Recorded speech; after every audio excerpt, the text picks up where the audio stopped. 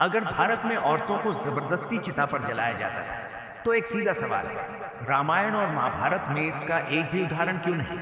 या फिर हमें जो बताया गया वो पूरा सच नहीं था?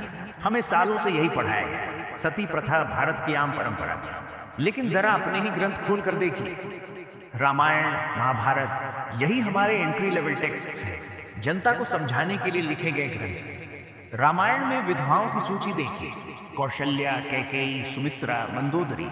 किसने सती की? किसी ने नहीं।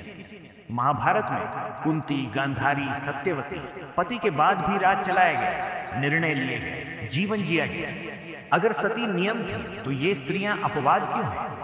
अब सच सुनिए, इतिहास में इच्छा मृत्यु के उदाहरण मिलते हैं, पुरुषों के भी, स्त्रियों के भी। इसे कहा जाता है अनुगमन। जापान में समुराई भी करते थे, लेकिन ये सती नहीं थी। सती का मतलब है पति मरा तो स्त्री को जलना ही होगा।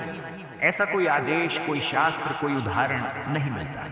अब जरा कहानी का वो पन्ना खोलते हैं जो अक्सर पढ़ाया नहीं जाता। अब ध्यान दीजिए, खुद अंग्रेजों के रिकॉर्ड कहते हैं जिन हजारों सती मामलों की बात की गई उनमें से 90% सिर्फ बंगाल और कोलकाता के आसपास दर्ज थे। पूरा भारत कहाँ गया? राजस्थान, महाराष्ट्र, दक्षिण भारत, खामोशी। और फिर एक कानून पास हुआ, न विद्रोह, न गृह युद्ध, न व्यापक विरोध, और दावा किया गया देखो हमने हजारों साल पुरानी कुप्रथा खत्म कर दी।